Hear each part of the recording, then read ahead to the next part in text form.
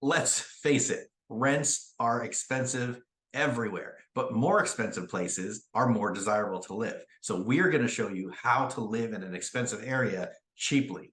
Let's talk about it.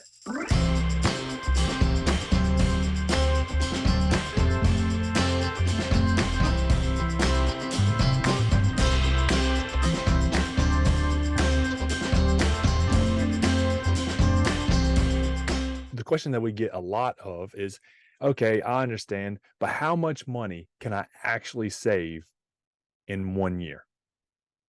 I personally lived in one of the most expensive cities in the world, in Melbourne, Australia, for multiple years.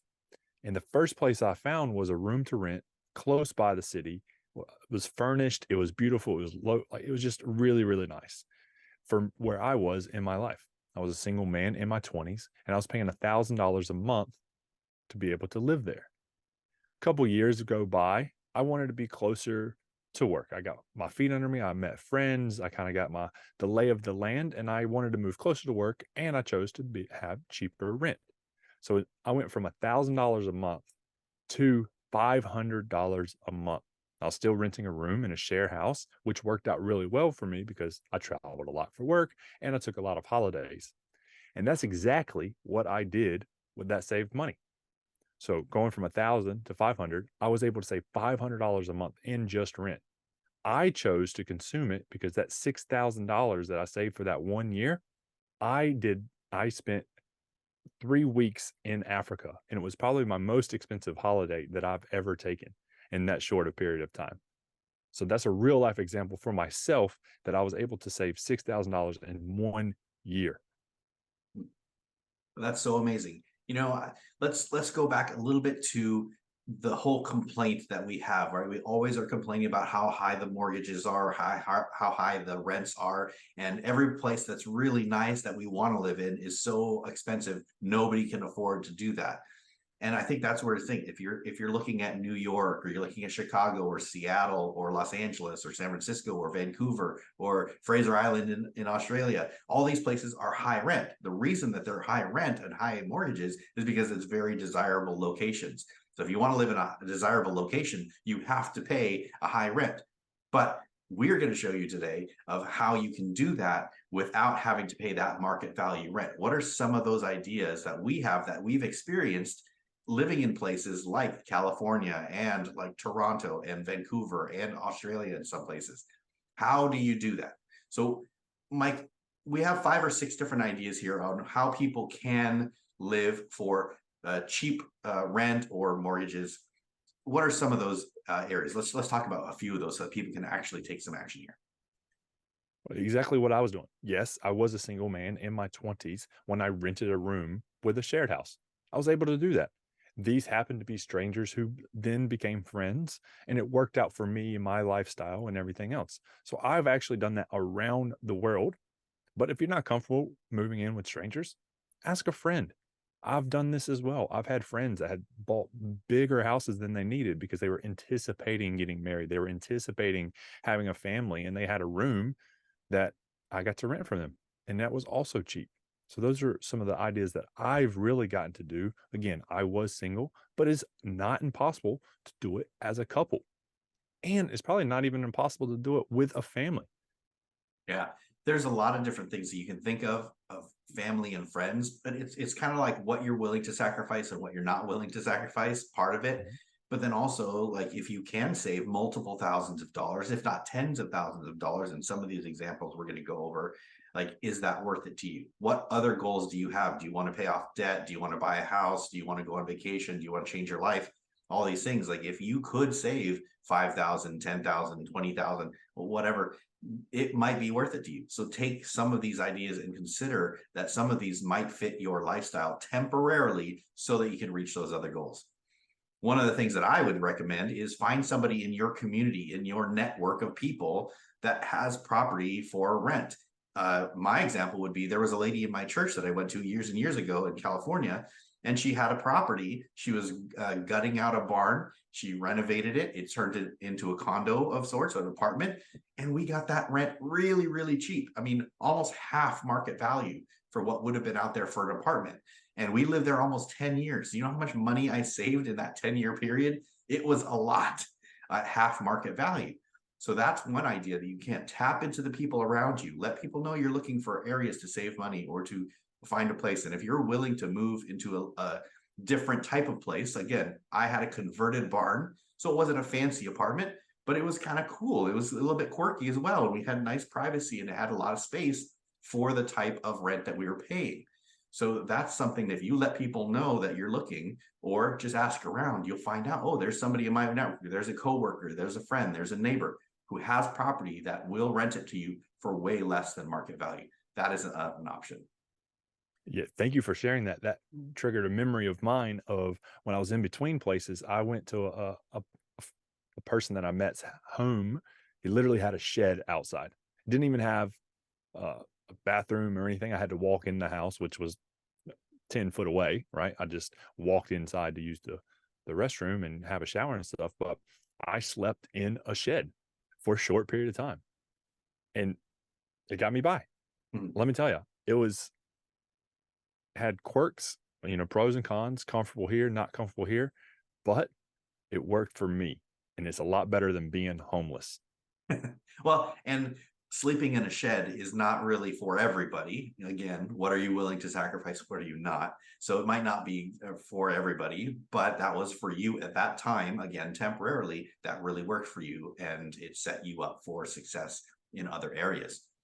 So I have Yes. another one too, is there, so, and we have a few more. One would be caretaking a home in exchange for that rent or that living cost. So if you caretake and you do the yard work and you take care of the property and do all this stuff, there are live-in positions where you can actually care for the facility, the property, in exchange for free rent or very discounted rent. I am currently in a place that I'm volunteering for an organization and we have discounted rent. So instead of paying market value, we're paying a discounted rent because we are volunteering for that organization to do some things around the property, some things that the organization really wants to do. And we have applied for that. We have been accepted. And now we live on property doing the things that they want us to do. And we have a discounted rent for that. So we live in a very expensive area for very cheap comparatively. So that's another area you can do that. And so, Mike, there's one more that is really cool, and we've got a resource for you. So, Mike, tell us about this house sitting, pet sitting gig that you've got that you're a part of, and then how people could sign up for that. Yeah. So when I was moving from being single in my 20s and I met my now wife, she and we got out and we started house sitting. It was more for pets, but sometimes it's just the house. Someone may just want you to come in and be there as a presence and take care of their home, their plants, their pets. And that allows them to go on their adventure or their holiday with a peace of mind. And they don't have to board their animals because boarding a cat is $30 a night, dogs, $50 a night per animal. So you may have multiple animals and it just saves you a lot of money when we come in and we have that exchange. So Elle and I, we have done this around the world. We love it. And it even scored us the opportunity to go and live and work more of a caretaking role instead of just house sitting on Fraser Island. So Fraser Island is the largest sand island in the world off Queensland's coast and is quite expensive. And we got to live in this multi-million dollar property, got paid for it, and we had no rent. So we were there for over 7 months, and that would have saved us $10,000 in rent, maybe more, depending on where we were. Right. So you can save a lot of money by just trying something new. And what Jason, I always try to tell you, just try it. You're not going to die. If you don't like it, we promise you, you can always go back to the way things were. Yeah. Another thing about this house sitting gig, and we'll put the resource in the description, but this is one of those organizations that put their name out there for you. You can sign up and you become a pet sitter, house sitter. And a lot of people who are looking for this are in very nice homes. So you can stay in properties which are multiple millions of dollars. And sometimes it's just for a day or two over the weekend, maybe a long weekend, up to multiple months, where somebody's going on their summer vacation and they're taking 3 months off, and you can actually live in their home their very, very, very nice home for 3 months in the summer if you're willing to take care of their animals and water their plants and do the things that you need to do. And that's a way that you could save on rent as well. If you had a 3 month gig here, a 2 month gig there, a 1 month gig there. Again, it's not for everybody, and you would have to move around and all that stuff, and you figure that out. But that's just another resource that is available out there. There are creative ways to live in expensive areas, expensive homes, without having to pay that market value rent on your own and break that bank. So And I those also are want to throw I want to throw in there real quick as well, Jason, is yes, the weekends or a couple days here and there for what we use, trusted house sitters in this case, is if you don't want to give up your home, just go try it out, right? Keep all your stuff at home, go try it out for a weekend. What Ella and I actually did for a season was we had a place that we called home, and then we get a house sit that we really wanted, really nice house for 3, 6 weeks, whatever it was. And we Airbnb'd our place out, right? So it more than covered our payments, and we had a free place to stay, right? So you can do things, get creative in thinking things. This is what Jason is talking about. And I have real life experience in doing so. And again, if you don't like it, don't do it again. But if you do, you can really save a lot of money. Yeah. And that's really important too when you do Airbnb or VRBO or any of those others. If you have an extra room and you just do that, all you need is a few nights a month in order to cover a portion, if not all of your rent. And basically, your rent is free. You do have to sacrifice in having people in and out of your home or in and out of a room, or maybe on a weekend.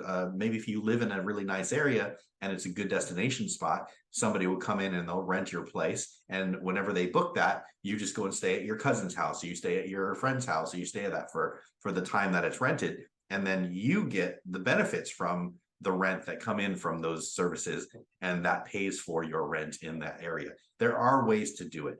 So Mike, any last thoughts as we wrap this conversation up? Of there are ways to live in expensive areas cheaply. You just have to be open to some different thoughts.